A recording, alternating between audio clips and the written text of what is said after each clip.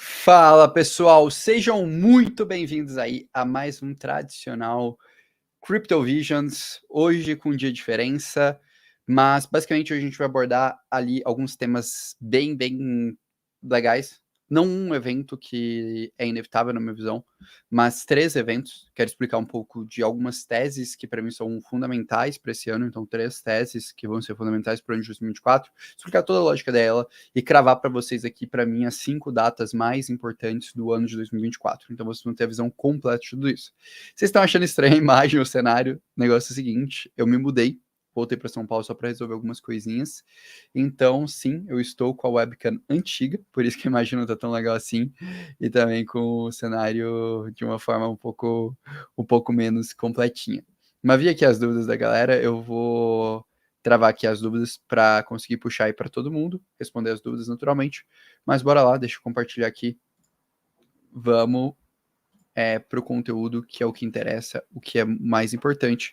E depois eu prometo para vocês que eu volto e abordo algumas das dúvidas aí que a galera tá mandando, que a galera tá perguntando, que eu acho que é importante também, tá bom? Vou deixar reservar aí o finalzinho da live para tal. Então, bora lá. Deixa eu trabalhar, né, alguns pontos aqui que eu tenho pensado bastante, que eu acho que são fatos que são relativamente inevitáveis que vão acontecer nas próximas semanas e que é importante a gente passar por todos eles para que vocês estejam preparados. O primeiro fato que é inevitável, eu acho que todo mundo já está ciente disso e de verdade, na minha opinião, o mercado já precificou isso de forma ampla, é a questão do ETF Spot de Bitcoin. Parece que é uma agonia, que todo mundo fala isso toda hora, mas eu acho que é importante a gente frisar isso para um racional bem importante. Se todo mundo está falando isso toda hora, boa parte da precificação da aprovação em si está no preço.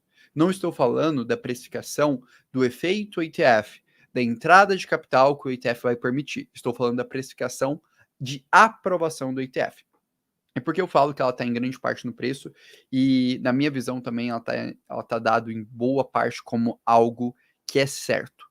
Primeiro, porque a gente teve inúmeras reuniões com as principais entidades do mercado em prol dessa aprovação. Então, a gente teve, por exemplo, a Grayscale, que teve 9 reuniões com a SEC, a BlackRock, que teve 6 reuniões com a SEC, a Investo, que teve 3, e diversos outros players tiveram reuniões ali com a SEC, o que sinaliza muito claramente uma colaboração entre todos esses players. E além disso, a gente teve um vazamento, uma notícia, que para mim foi a notícia mais importante na minha visão, que foi essa notícia aqui, que a Fox News trouxe pra gente, que basicamente falou que o prazo final para a SEC receber alterações de formulários, entre outras coisas, é no dia 29 de dezembro em relação a ETFs Spot Bitcoin. O que essa notícia quer dizer para a gente? Basicamente, eles estão estabelecendo uma deadline para fazer uma aprovação em massa.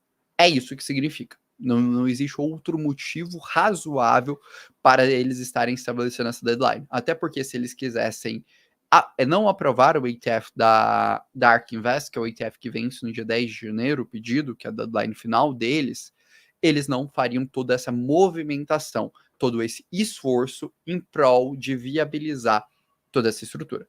Então, a minha visão, para mim, ela é bem clara, é que eles estão organizando a casa para essa aprovação em massa.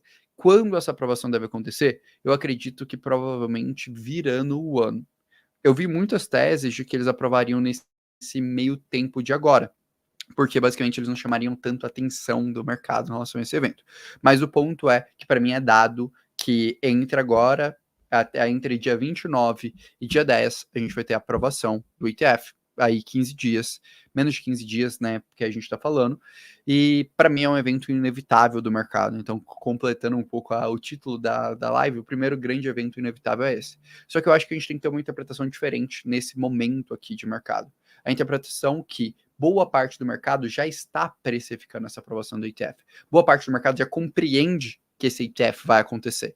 Então, na minha visão, sinceramente, a gente já tem que trabalhar com a ideia de que pós essa aprovação, a gente vai ter uma parte de realização de capital e pode ser que o mercado não ande como algumas pessoas estavam esperando. Por quê? Porque o mercado já precificou. Depois eu vou mostrar no gráfico a minha visão em relação a isso, mas eu vejo que uma boa parte da questão do ETF já foi precificado. E junto com isso, também um último ponto que eu achei bem interessante, a gente teve alguns comentários de um ex-membro da SEC trazendo essa visão, né? Então, basicamente, um ex-membro relevante da SEC trazendo justamente essa visão, que é inevitável, que não faz muito sentido você não ter essa aprovação. Você geraria ali, naturalmente, muito atrito quanto a isso. E, por fim, o último grande sinalizador dessa aprovação desse ETF foi esse movimento da BlackRock, né, confirmando um processo de seed, de capital, né, de levantar capital para estruturar o produto do ETF para o dia 3 de janeiro. Então, esse processo é um processo muito natural quando você está abrindo fundos e é mais um indicador muito forte de aprovação do ETF. O que eu quero dizer com tudo isso, eu acho que é importante que fique claro. A quantidade de informação que a gente já tem de ETF é muito alta. A probabilidade de a gente já ter precificado boa parte da aprovação, e eu não estou dizendo do efeito ETF, é muito alta. Então, por consequência, não esperem uma super reação no mercado na aprovação em si. Esperem volatilidade, mas não necessariamente uma disparada ali daquele momento, naquele dia, pronto, acabou, o mundo é outro. Até porque a gente já teve uma antecipação dessa questão, a gente tem parte do capital especulando. Isso significa que não pode ter explosão? Não.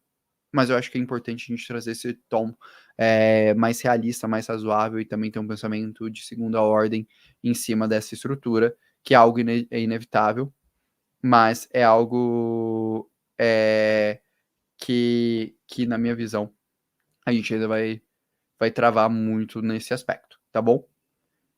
Vamos lá. Um próximo ponto aqui que eu acho que e aí, basicamente, né, essa talvez abre ali umas grandes teses, umas das teses mais importantes, que é justamente essa questão do ETF e dessa implicação, né, que é esse aumento do acesso institucional para os ETFs de Bitcoin, dado que a gente vai ter mais de 10 ETFs spot nos Estados Unidos, muito possivelmente até o dia 10 de janeiro, se tudo isso daqui se complementar. Então, para mim, esse é um fato inevitável, é um grande evento que vai impactar muito, muito o mercado. O segundo ponto que eu vejo que vai impactar profundamente o mercado é a questão de corte de taxa de juros. E para mim a gente tem alguns dados que me chamam muito, muito atenção.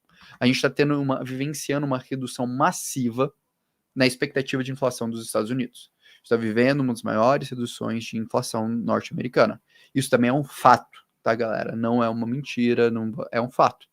É dado isso para a gente. Quando a gente observa, a gente vê uma queda, tanto quando a gente olha para os 12 meses da inflação, como também quando a gente vai para prazos mais curtos. Quando a gente olha para prazos mais curtos, de 6 meses e um mês, a gente está com os Estados Unidos muito próximo a bater a meta da inflação dos 2% ao ano, quando a gente analisa dados de um mês e a gente analisa dados de 6 meses. Então, para mim, esse é um outro forte indicador do quê? Do corte de juros, que cada vez mostra-se mais iminente, mostra-se mais como um fato. De modo geral, como o mercado está precificando essa dinâmica. E aqui é um segundo ponto bem, bem importante da gente avaliar e da gente compreender. Aqui é dado para, basicamente, 80% do mercado que a gente vai ter esse corte de juros. Deixa eu até atualizar aqui para a gente visualizar bem isso aqui e dar uma aproximada. Peraí. Aqui, probabilidades, beleza. Aqui é dado na visão do mercado, aqui que ele vislumbra, né, esse potencial corte de juros aqui no dia 30 no dia 20 do 3. Então, galera, para mim também é um outro evento quase que certo para o ano que vem. É um outro fato de realidade. Eu acho que esse evento ele vai mexer um pouco mais com o mercado. Em que sentido? Que apesar da gente estar trabalhando para tudo isso acontecer, e esse vai ser um evento que vai puxar muita liquidez do mercado tradicional, voltar muita liquidez para o mercado tradicional e, por consequência, isso vai refletir no mercado de cripto, a gente precisa entender que esse evento aqui em específico ele ainda envolve uma variável de sentimento de mercado muito distinta. Então a gente precisa também compreender toda essa dinâmica do que está acontecendo no mercado, dessa variável mais distinta, que eventualmente a gente pode ter algum ruído de curto prazo. Tipo, o mercado está com a expectativa de um corte de juros numa data X, e a gente acontecer esse corte de juros um mês, 2 meses depois. Aí a gente pode ter uma pequena correção no meio do caminho. Mas o dado que mais me chamou a atenção foi esse dado aqui, foi essa entrada, esse número aqui esse número que eu estou mostrando aqui, esse dado que eu estou mostrando aqui, é baseado no ETF do S&P 500, e a gente teve uma entrada massiva ali desde que a gente começou a ter essa sinalização de corte de juros. Então, S&P 500 num momento bem interessante nas últimas semanas, por conta da sinalização de corte de juros, e para mim esse é mais um forte indício de volta de liquidez de mercado. Para mim, o mercado está indicando essa volta de liquidez. E esse, para mim, é um segundo fato inevitável do mercado, galera. A gente está voltando liquidez com muita força no mercado. E essa volta de liquidez vai impactar diretamente o mercado de criptoativos. Então, se preparem para o ano de 2024. O ano de 2024, como um todo, ele tende a ser um ano de volta de liquidez. Assim como o ano de 2022 foi um ano de saída de liquidez, o ano de 2024 tende a ser um ano de volta de liquidez. Por consequência, quando a gente pensa no período de um ano, ao longo do ano de 2024 inteiro, a gente tende a ter um momento bem interessante para ativos de risco. Pode acontecer cenário de recessão, pode acontecer da gente ter um corte de juros um pouco mais postergado? Pode, mas são cenários menos prováveis. Se eles acontecerem, isso não exclui o fato de que a gente vai ter naturalmente uma volta. É natural pelo ciclo do mercado que a gente tem essa volta de liquidez. Então, para mim, isso é um segundo ponto que me faz, assim, olhar para o mercado com muito bons olhos, e também é um segundo fato inevitável que a gente tem do mercado, de modo geral, que para mim me deixa bem animado, bem interessado, de modo geral. O terceiro fato, que para mim é inevitável em relação ao mercado de cripto, é a atualização do Ethereum. Eu vi até muita gente está perguntando minha posição sobre Ethereum, Lido, Polygon, fechando o raciocínio aqui, eu puxo ali os comentários, respondo vocês, mas para mim também essa é a minha visão em relação ao Ethereum, em relação à atualização do Ethereum, também vejo como algo dado, como inevitável. A gente começou até agora um anúncio de todas as testnets da Ethereum, das datas que o time espera, caso não exista nenhum problema. A gente vai ter a primeira testnet no dia 17 de janeiro, a segunda no dia 30 de janeiro e a terceira em fevereiro. Não vou achar estranho se a gente tiver algum problema, algum delay nessas testnets, até porque é uma atualização muito pesada, apesar do time da Ethereum estar muito consciente, compreendendo muito bem como tudo isso está sendo feito. Mas se eu fosse fazer uma aposta, eu apostaria sim na atualização da Deccan Fork para Ethereum em final de fevereiro. Na verdade, eu jogaria a data para maio, porque eu acho que é importante a gente ter uma margem. Jogaria a data para maio e eu penso que essa narrativa vai começar a se tornar forte ali em fevereiro. Atualização da Ethereum, na minha visão, é um pouco do de sempre. Sempre existe a desconfiança do mercado. O mercado desconfia, o mercado traz FUD. E normalmente, na verdade, na maioria das vezes, a Ethereum conseguiu entregar bem, executar bem a atualização.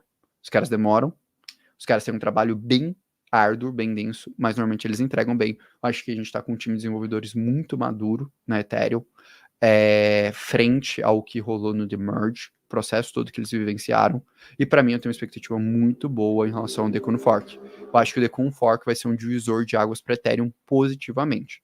Na minha opinião, essa é a atualização que Ethereum precisa mais acertar. Por quê? Porque ela está sofrendo com a questão de escalabilidade. Existe uma descrença do mercado na posição de Ethereum hoje. Isso eu acho bem, bem interessante.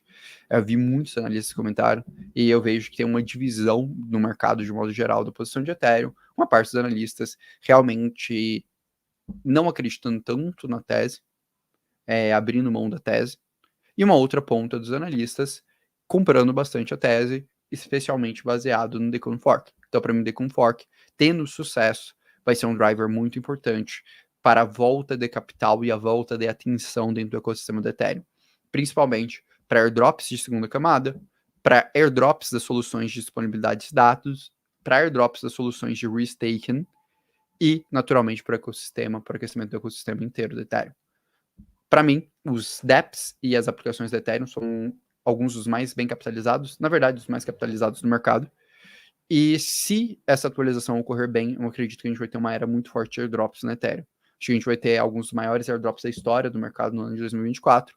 Entre eles, estaria Starknet, estaria zk-Sync, estaria Linea, estaria Scroll, estaria Englayer, que é a solução de restaking, que está vindo muito forte, citaria Layer Zero, que tende a trazer um flow de capital bem interessante para o ecossistema da Ethereum também, que vai ser uma solução de mensageria, né, que sai um pouco dessa dinâmica. Então, para mim, a gente tem, e fora isso, os ecossistemas em volta desses projetos, como no caso do Restaking, Swell, Etherfy, entre outras coisas. Então, para mim, caso isso aconteça, a gente deve ver um fomento desses ecossistemas e um crescimento desses ecossistemas muito forte. Isso seria importante. Mas, para mim, fator determinante para que tudo isso aconteça é o sucesso da atualização do Econo Fork. Se eu fosse falar na minha visão, eu acredito, aí jogaria uma probabilidade de mais de 90% do sucesso dessa atualização. Essa é a minha visão como analista. Acredito que a gente tem um time muito maduro no Ethereum. Beleza? Evoluindo aqui. Então, para mim, é um terceiro fato inevitável. E aqui, né, para mim, é um pouco da visão de como o ecossistema fica depois disso. A gente está falando realmente de taxas ali abaixo dos 10 centavos dentro de todas as Layer 2 da Ethereum. Então, isso seria um ponto muito importante. Atrairia uma nova dinâmica competitiva, um novo patamar ali de mercado, de modo geral. Mas, para mim, o último fato, e o fato mais inevitável de tudo isso que a gente está vivendo, na minha opinião, é que a gente ainda não está no ciclo de bull market, no sentido meio para o final. Para mim, a gente está num momento pré-bull market. Por que eu falo isso? Primeiro, dados de venture capital. A gente teve um ano muito inferior de arrecadação de venture capitals em 2023, quando comparado a 2022. A gente teve uma queda de quase 70%. E isso principalmente nos 3 primeiros trimestres de 2023. Isso porque 2022 também foi muito bem por causa do primeiro e do segundo semestre, quando a gente teve o lag do bear market. Então, qual que é a minha visão em relação a isso? Que o ano de 2024, se o mercado se aquecer, a gente pode ver um momento muito mais interessante. Então, para mim, aumento de arrecadação, aumento de rodadas de venture capital no mercado de cripto é um sinalizador, na minha opinião, de topo de ciclo.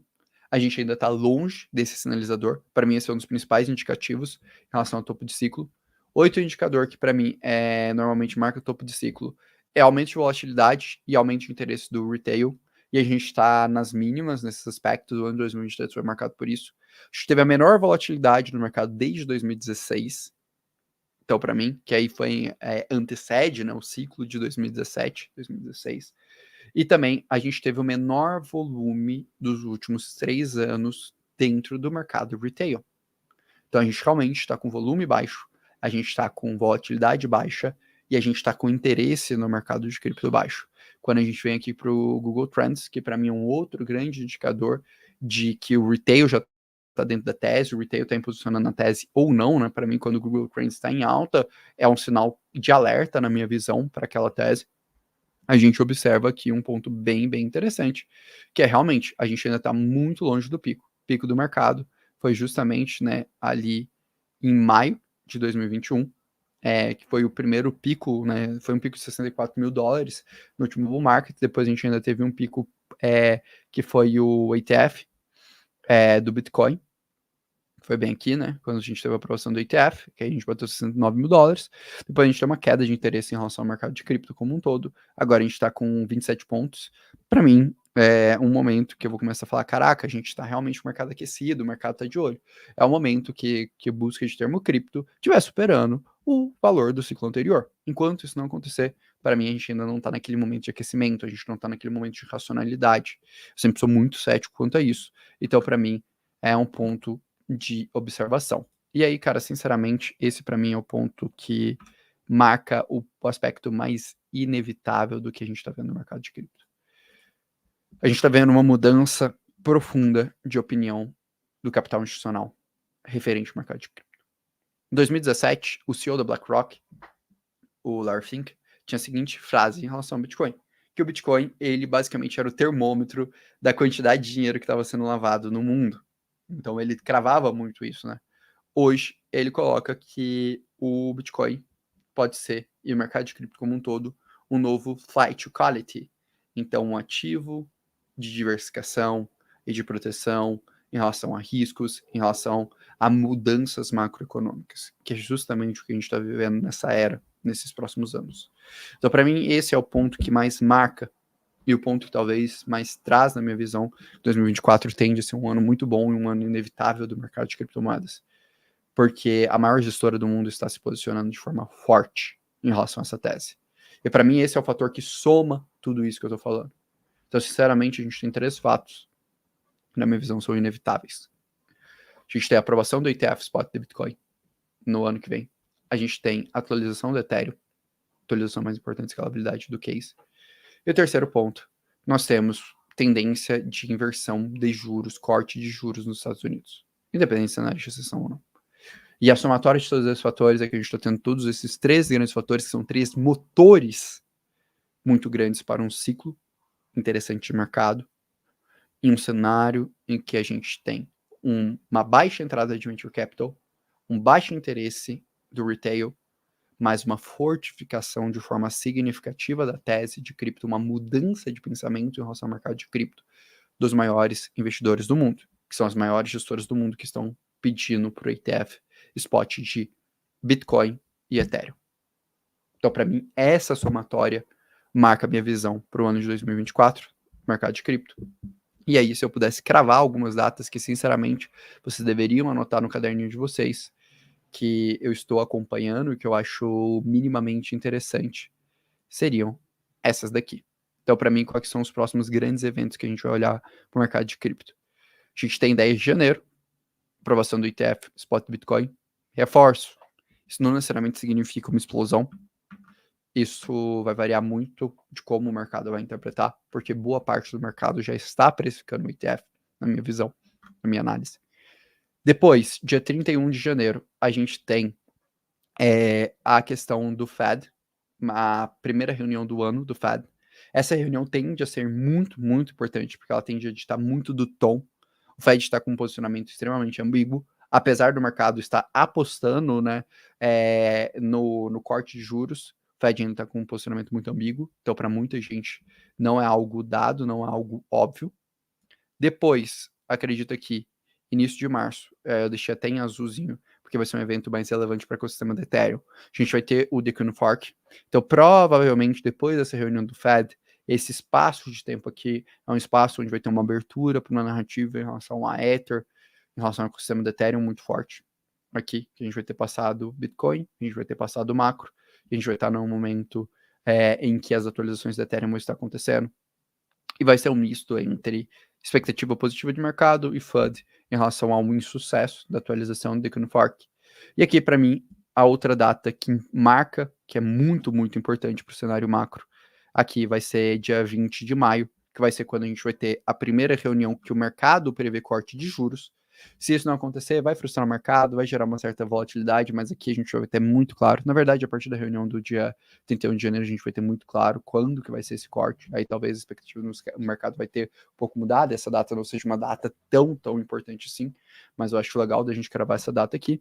E depois, ali para o dia 30 de abril, a gente tem a atualização do Bitcoin, Halving, e por fim, acredito que em maio, maio, a gente vai começar também uma outra discussão muito importante para o ecossistema do Ethereum, que é a questão do Decun Fork. A questão do Decun Fork, não, desculpa. A questão do ETF Spot de Ether, que muita gente esquece, mas que a gente já teve pedidos de grandes gestoras, incluindo BlackRock, incluindo Fidelity, incluindo Investo, interessadas, e são as mesmas gestoras que foram motor, né, para essa aprovação que a gente teve agora, essa possível aprovação que a gente vai ter agora no Bitcoin, e que para mim, na minha visão, trabalha muito bem, entra muito bem com a tese de Ethereum.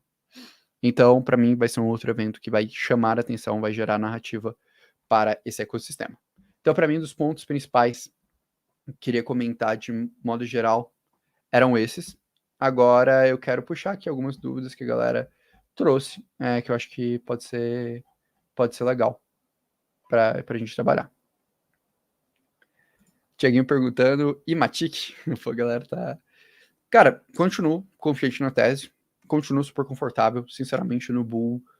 Varia momentos e momentos. Há momentos que o mercado trabalha com fundamentos, há momentos que o mercado não trabalha com fundamento, há momentos que algumas teses despertam mais interesse, há momentos que não.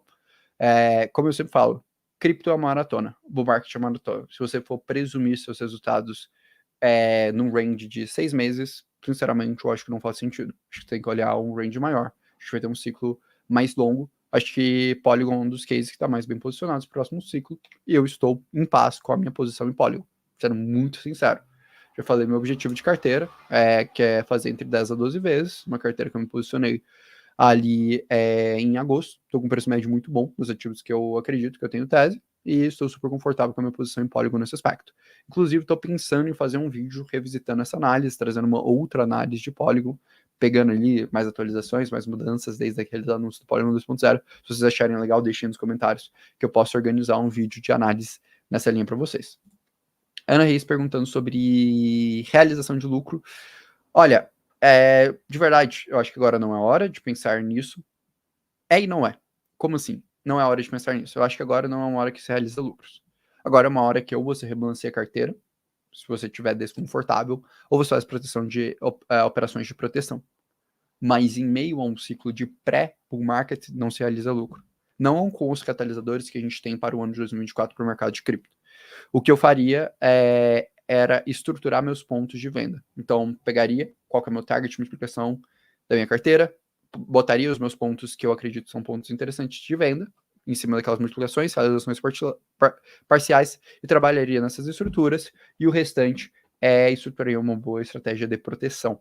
Já bato nessa tecla há bastante tempo, sempre reforço ela. Ter proteção é fundamental. Porque, por exemplo, se o mercado acontece alguma coisa chata no mercado, sei lá, aprova o ETF, vai um pouco abaixo da expectativa do mercado, vem uma reunião do Fed, joga um balde de água fria no mercado, como se o mercado não vai andar tanto, que vai demorar para ter corte de juros. O mercado corrige, você não pode sofrer, você tem que estar com o portfólio protegido. Então, minha visão é isso. Eu estaria protegido para essas datas importantes, para esses percalços no meio do caminho, mas realização de lucro, sinceramente, eu trabalharia essa visão, realizações parciais, somado a uma avaliação de alguns indicadores que normalmente marcam um pico. Interesses por retail, varejo, como olhar indicadores como Google Trends. Questão de venture capitals, trabalharia muito nessa linha. Beleza? Aqui perguntaram de Lido. Cara, eu acho que Lido é um dos cases mais interessantes do mercado. Acho que o setor de staking tem potencial de crescimento de 2 a 3 vezes em Ether, e aí você pega também somada a multiplicação aí que o Ether pode ter no próximo ciclo. Essa é a minha visão. Acho que Lido também vai crescer muito com a dinâmica de restaking, deve chamar ainda mais atenção, se tornar ainda mais atrativo. Ether tá bem encaminhado, tá bem estruturado nessa linha.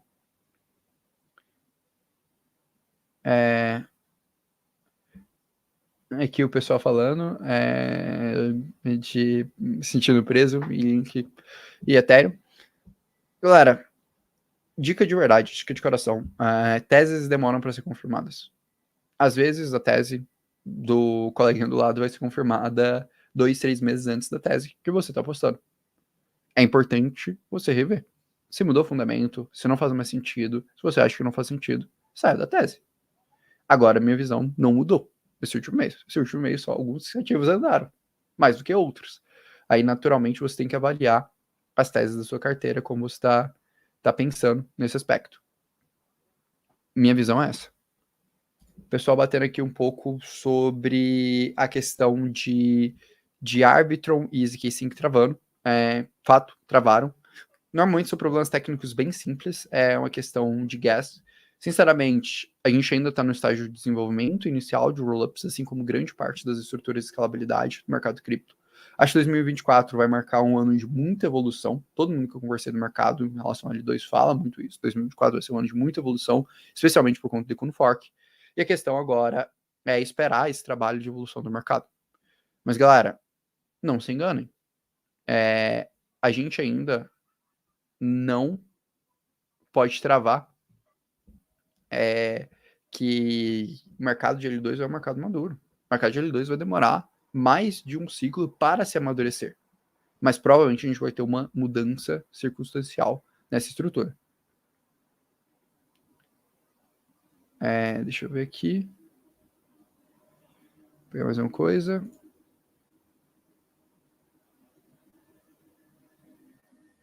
Pessoal perguntando. Cara, se Matic tá andando, basicamente é porque não tá andando e não andou antes. Para mim, é essa a visão. Mas Matic continua, na minha visão, sendo um bom case. Tá, tô bem confortável. O pessoal perguntando um pouco da minha visão ali sobre a questão de recessão americana. A minha visão é o seguinte, galera. O Fed, ele deu esse primeiro sinal muito por uma questão de receio, muito por uma questão que ele estava impressionando, sim, a economia americana. Eu acho que a gente pode ter um cenário de recessão, mas eu acho que cada vez a gente caminha para esse cenário se tornar menos plausível. Se tivesse cenário, a gente vai ter fuga de liquidez, primeiros 6 meses ali dentro daquela estrutura de recessão, vão ser meses de queda, a gente vai ter um comportamento provavelmente muito parecido com o Covid, mas eu apostaria num quantitative easing pós-recessão, que potencializaria ali a maioria dos mercados. Essa é a minha visão. Galera, batemos aí 30 minutinhos de live, queria trabalhar um pouco nessa visão. Então, pô, espero que vocês tenham gostado do conteúdo. Quis fazer isso para não perder. Teremos lives normais aí no canal, tá? Fiquem em paz quanto a isso. Talvez só no dia 1º de janeiro, porque vai dar na segunda. Acho que a gente faz dia 2. Mas de resto, lives, vídeos normalmente. Eu vou trazer mais análises, vou pegar aqui um pouco dos comentários aqui que vocês estão incomodados, trazer um pouco a minha visão das coisas. Não se esqueçam aí de se inscrever no canal, não se esqueçam de deixar o like. Também sempre reforçando, né? Se vocês quiserem receber análises minhas, fazer parte dos grupos de WhatsApp, não se esqueçam de se inscrever no Crypto Today. E é isso, pessoal. Espero que vocês tenham curtido o conteúdo. Um grande abraço e até logo.